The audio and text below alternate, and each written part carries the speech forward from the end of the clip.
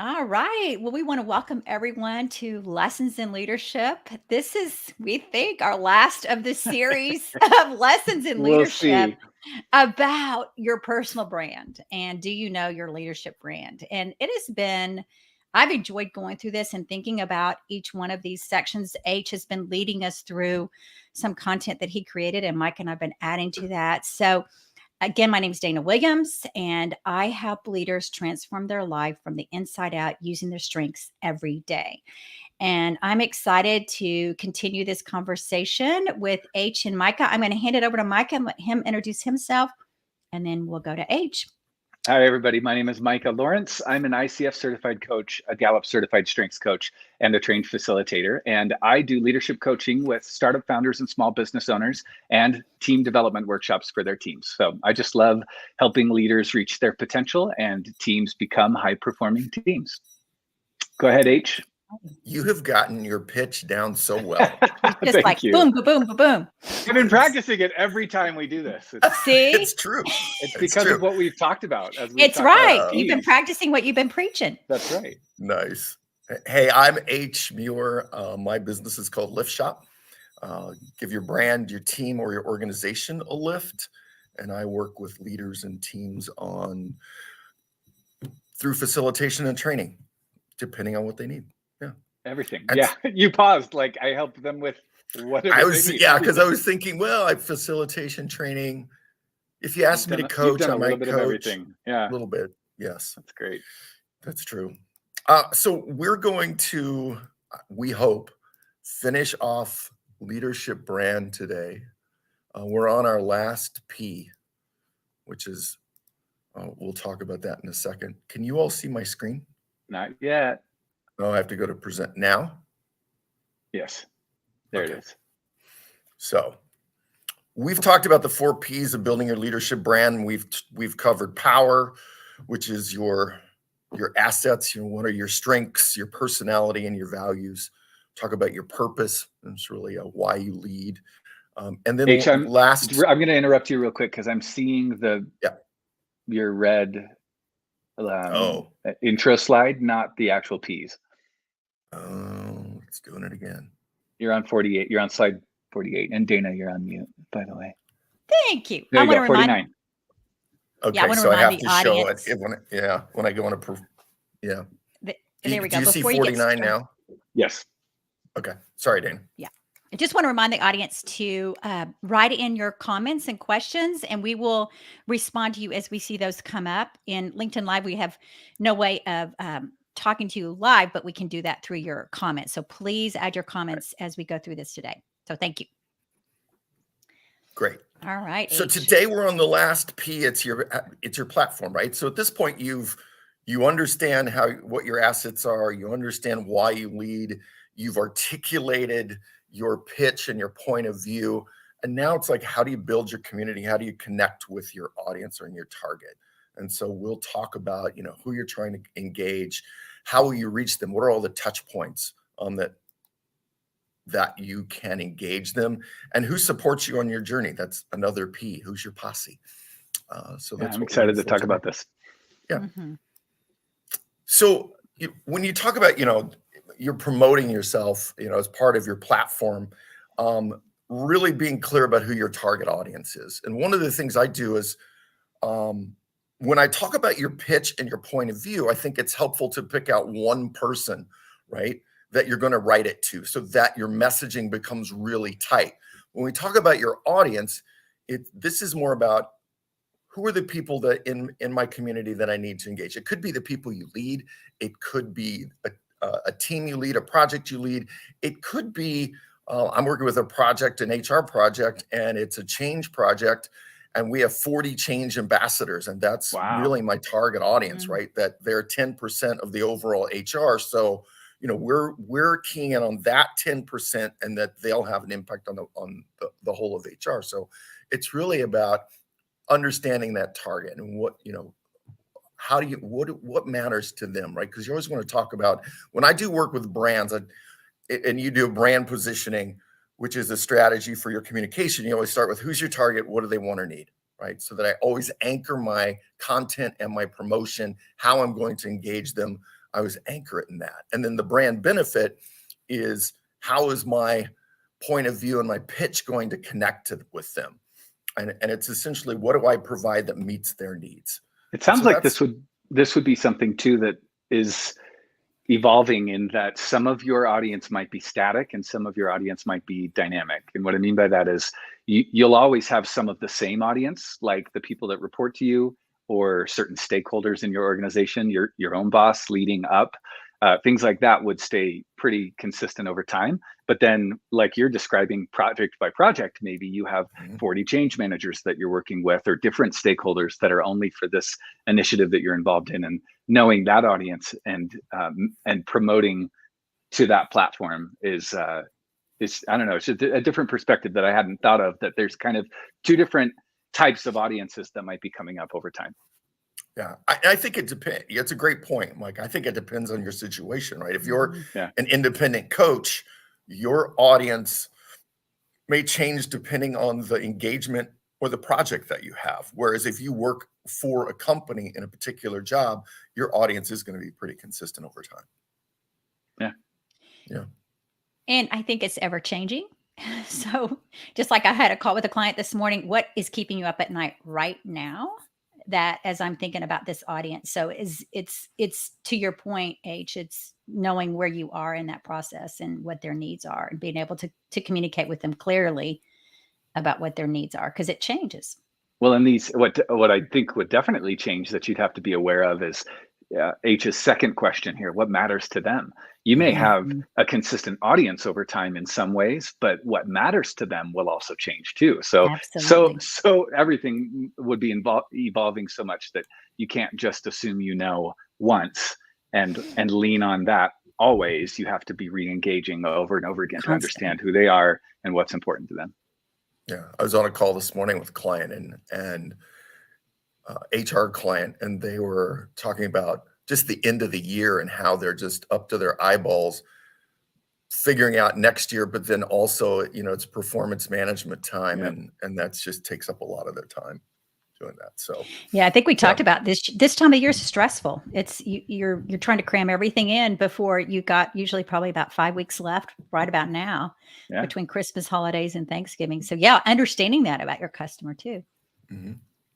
So, how do you promote your brand, right? A couple things that I talk about when you're activating your brand, right? And keep on messaging, right? Your messaging should be on brand. What does that mean? It should align with, certainly if you've got your pitch and your point of view, it should be anchored by your purpose and anchored in your power. And power means it aligns with your strengths, right? And your personality. And I think that's, you'll know when you're off brand because your audience and your target will give you the feedback, whether it's verbal or not. You'll just be like, that doesn't work for you. Like, one of the things for me, I don't engage sales training or any sales organizations unless they're doing team development, because it's not on brand for me. And I was a sales guy and a sales manager. I just don't think it's my brand. So I don't do that. I don't know. Dana, Mike, any thoughts about you for your messaging and being on brand? Yeah, I think it's as much, first of all, you've got to start from the inside and who you are and what you bring to the world. But then you want to make sure, just to your point, H, that you've got clients that are like-minded and that give you energy, and that I always say you want to sit around a campfire with. And sometimes there's people that want you to do things that, if you're a coach or a consultant, sometimes it might not be within your brand purpose. And so it's okay to say no, because 9 times out of 10, that energy is going to drain you, and you're going to be spending your time on things that aren't going to be providing you the energy for your brand. Right. So I agree with that. It's interesting. I was doing work, this is several years ago, pre-pandemic, for an agency, and very casual agency. It was really hip, cool offices in downtown Chicago. You could bring your pets to work, dogs. Nobody ever brings a cat to work, by the way. And so they had a barber shop in their agency, just cool stuff. So I'm in a meeting room and it's all glass doors, and I'm wearing jeans, and I had a dress shirt and I had a sport coat on. And like the feedback I got from the HR person after the session, rave reviews about the session.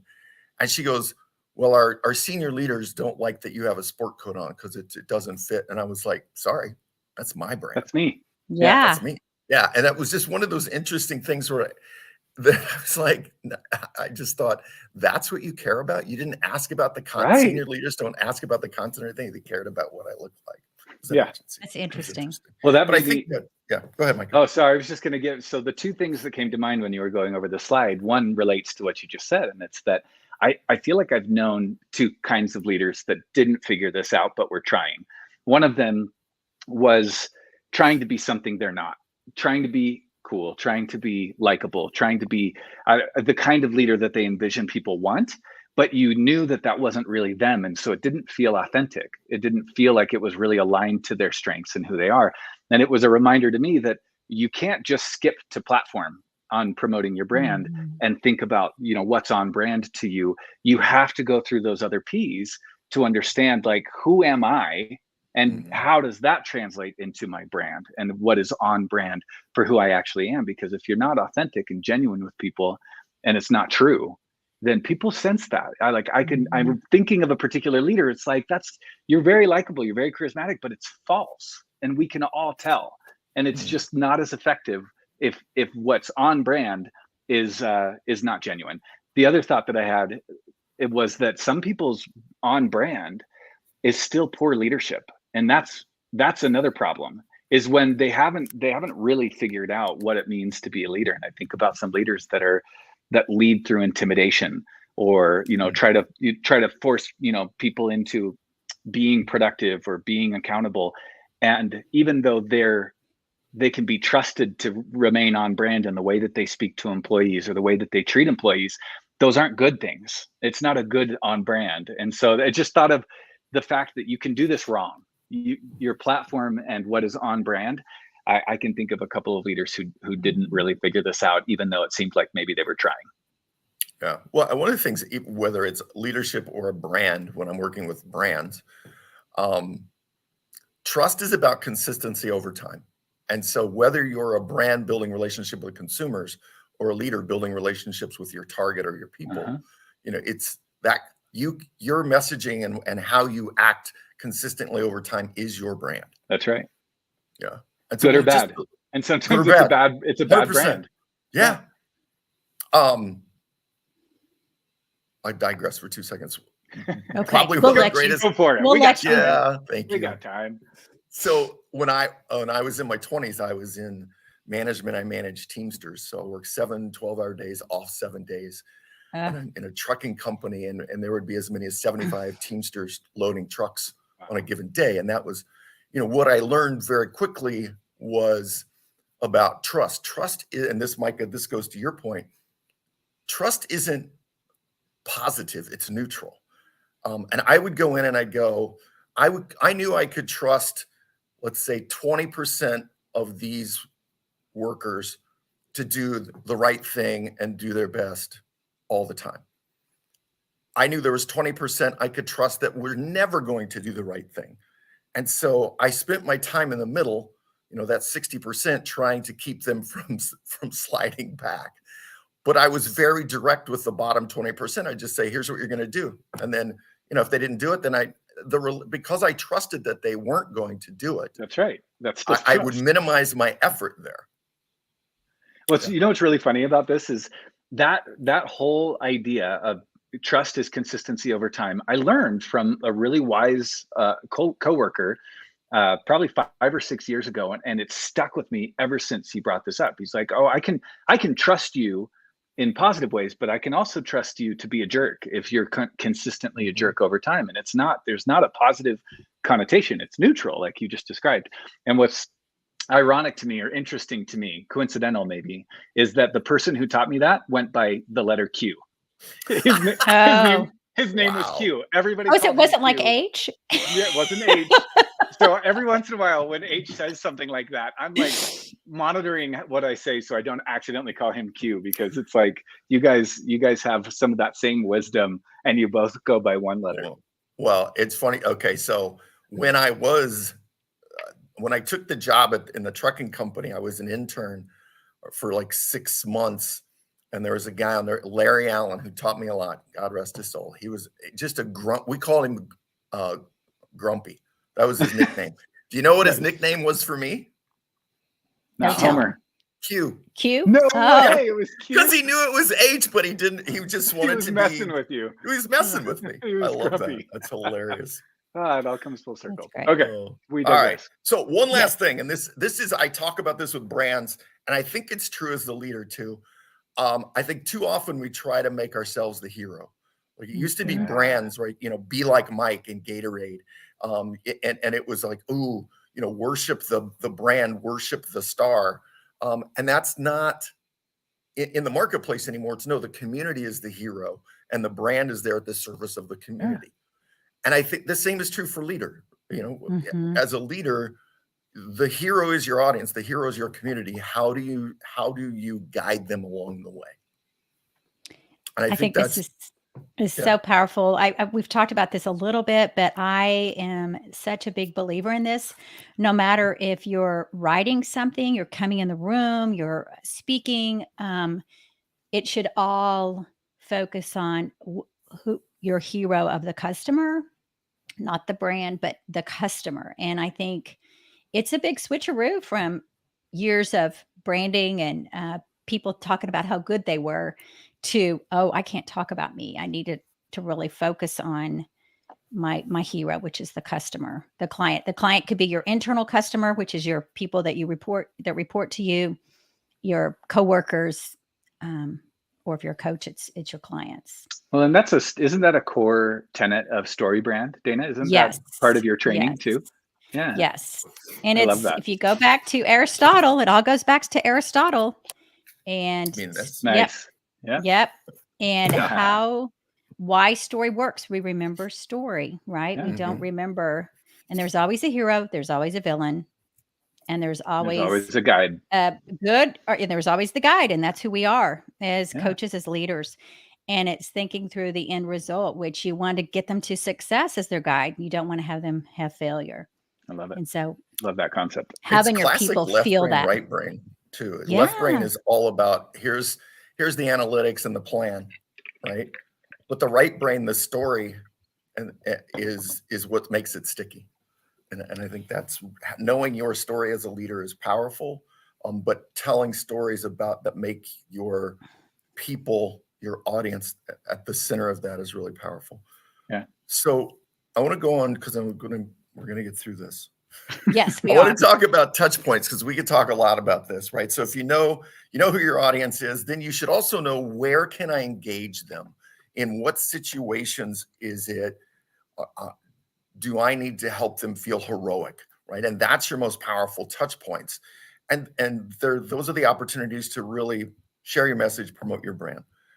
And the number one thing when I talk to clients all the time, I said the number one way you can promote your brand is to speak up and ask things at meetings, but don't make it about you and don't try to be the smartest person in the room.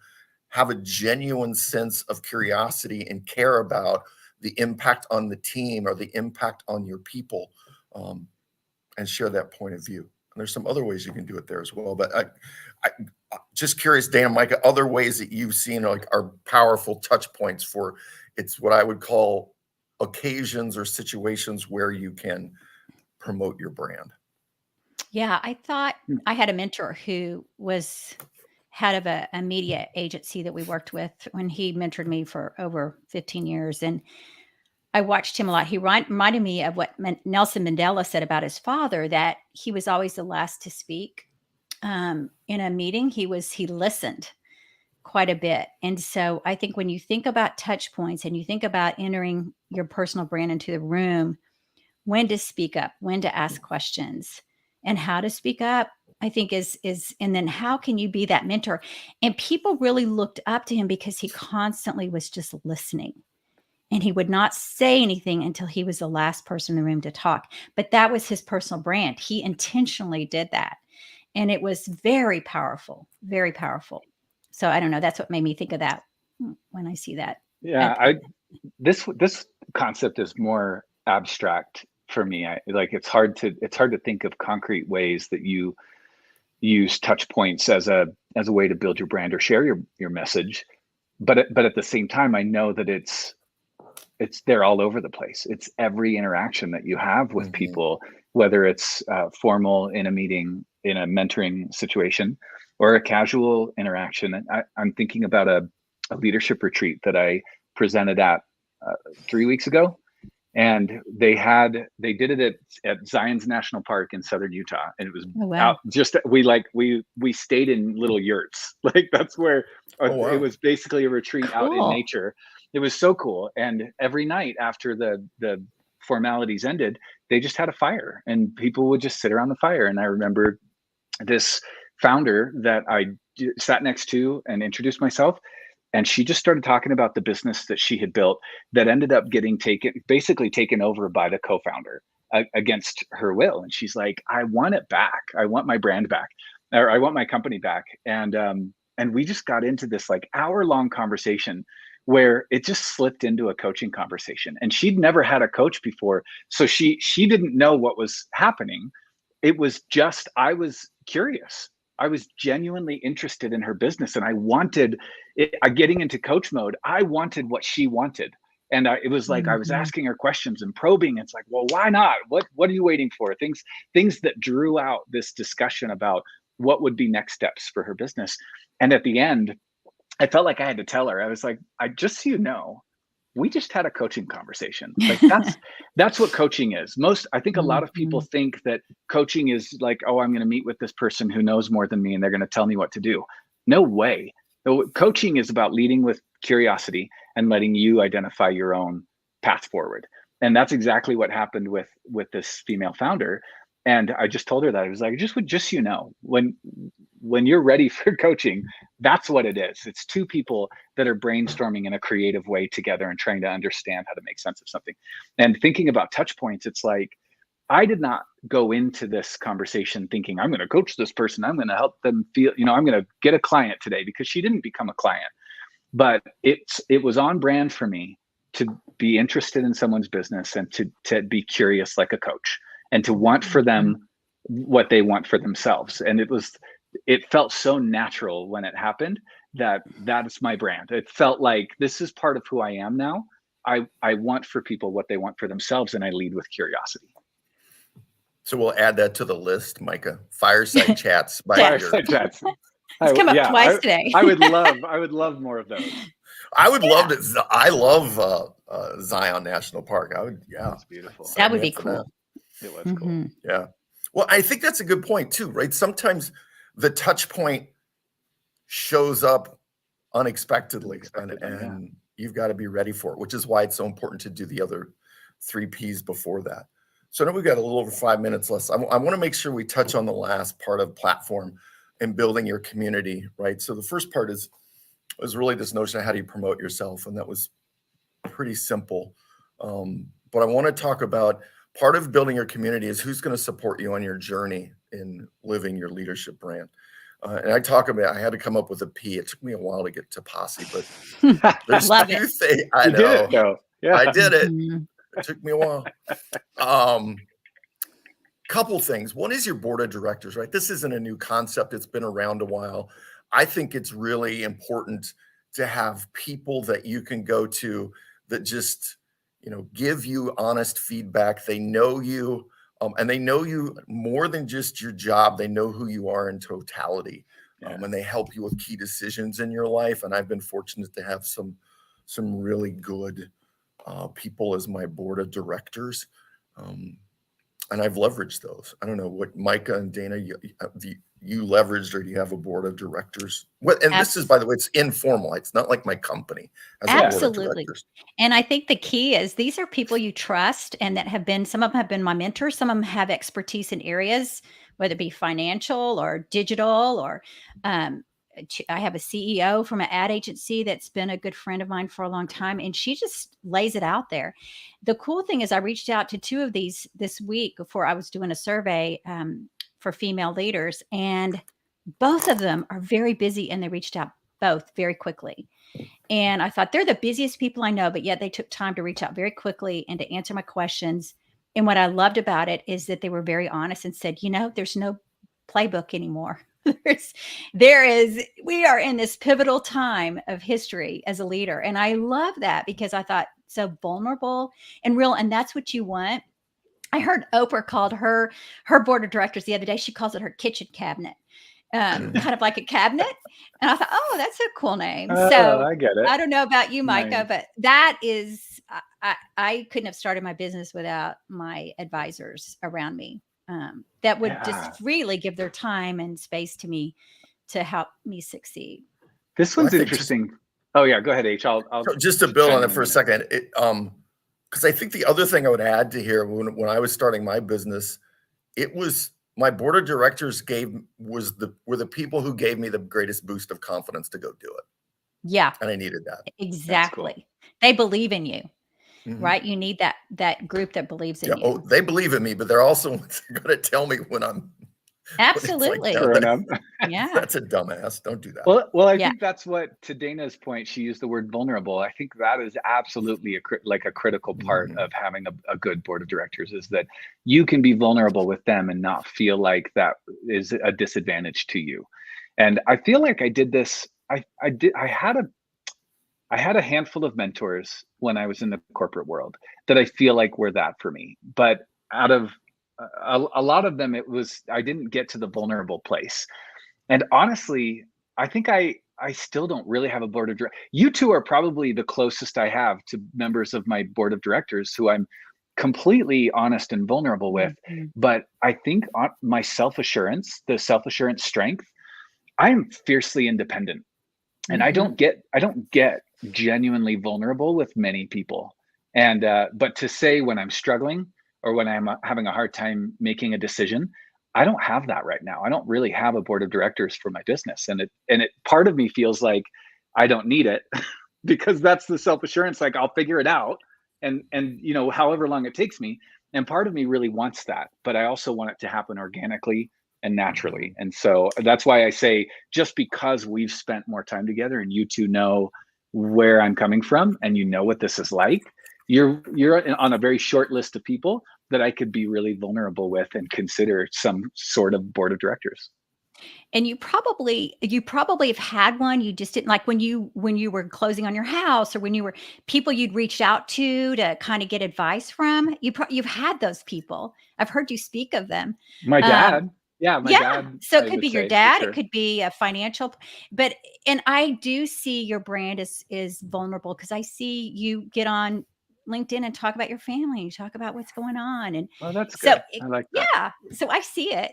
Yeah. I would also say, Micah, that you haven't been on this journey with your own business for very long. So finding finding people that can support you in this new role.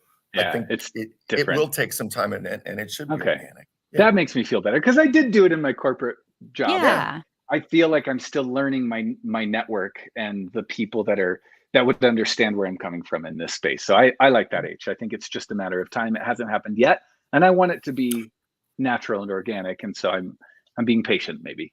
Well, I also think that your brand has shifted, right? I mean, you're a year plus and a year and a half into your brand. You've already, I think, I've seen your brand really shift and hone in on, founders and startups. And I think that should inform who's on your board of directors. Yeah. Yeah. That helps. Cool. So the last one I want to talk about, someone told me this, I had an executive coach tell me this, it's probably been in the last 5 or 6 years. And I really thought it was a great idea. Right? Your board of directors is a sounding board and they're going to give you feedback. But this notion of a power 20, and it's really about, in the age of Facebook, LinkedIn, Insta, everything online, we get very transactional relationships, where it's happy birthday, hey, congrats on the new job, all of that. And we get our information, either podcast or spoon-fed to us or, aggregated. And I think there's something to really having people that are subject matter experts on the subjects that inform your brand. And so if you think about, I'll show you mine, right? So my 5 areas that I want to be on top of things are learning, marketing, leadership. Can you all see this, by the way? Sorry. Yeah. Yeah. Teams, or culture and consumer packaged goods, right? Because that's most of my clients are in that space. And these are the 4 people that I have that I go, okay, I'm going to be purposeful and I'm going to connect with them, not via email, not via, LinkedIn or Facebook or any of those. I'm going to have a conversation with them, at least once a year or maybe a couple times a year where I'm checking in, and I'm going to talk to my buddy Hugh, who runs learning and development for a major spirits company. And I'm going to say, what's going on? What are you doing? Because I want, and it's more to say, it gives me real time and just, I'm getting it's, kind of straight from the horse's mouth. And I find that that's, being formal about it. And also this, to me, it helps build your network, but it's more purposeful because you're focused in on the subjects that build your brand. Yeah, I'm remembering you mentioned this before and I didn't do it. And so now I'm writing it down. I'm like, okay, I'm going to go do that this time because H has said this before and I didn't. And this is a great time of the year to do this, H. Yeah. You're reminding us of you kind of have these people in your mind that you see and you admire, but you don't really put them in the categories of what you're doing and how you're growing. So, and I love, we always say, what can you put in a 2x2? What is it? What can you put here? So Power 20, here we go. I love the label. I love this thought because as you're thinking about 2023, who are the people you want to make sure you connect with? Maybe on a quarterly basis. This is powerful. Yeah, I really like it. Yeah, I really like it. And it just, sometimes I have to go back and go, all right, I got to go pull, I need to pull it out and just remind myself, all right, who have I talked to? I need to get grounded. I need to talk to somebody about, And especially now when everything's changing, there's so much unknowns and it's okay to hear that too, Well, it's funny. My friend Rita, I just saw on LinkedIn and it was her birthday, but then she's just got promoted she's the new CMO for Arby's. And cool. Well, there you go. Yeah. And I'm like, I need to talk to her. I want to hear about, because I helped her transition in her previous job. I'm like, I want to hear how she's going to she's staying in the same company. Anyway, just things that is the guide role we play as consultants, coaches. When our clients move, what a great honor that they bring you with them to their next role, and that you help them onboard that next team, and they've got that guide with them, whispering in their ear, saying, "I'm here for you. What do you need?" What a power is that? In her ear. Yes, you are. We have the meats. That's great. That's great. I love it. Okay, so H, is that the final slide? We did it. That's it. We are done with building your leadership brand. Okay, so we want to hear from you guys. This will continue to play on LinkedIn and some of our other channels. We would love for you to reach out to us. You can reach me at dana@danawilliamsco.com. H, how can they reach you? Reach me on LinkedIn. It's probably the easiest way. H Turner Muir, M-U-I-R. And LinkedIn, and then also with Micah. So we are coming back with some other interesting topics, but we won't be presenting those yet. So stay tuned. We'll keep you guys apprised in LinkedIn of what we're doing next. So stay tuned. And let us know what you want to talk about. We would love to hear. Anything that you're going through right now, there's a lot of topics out there, and we want to hear what you really need right now. So appreciate it. All right. So thank you guys. Thank you, H, for leading us through that series. Everybody. Yeah, thanks, H. Great. Y'all have a good one.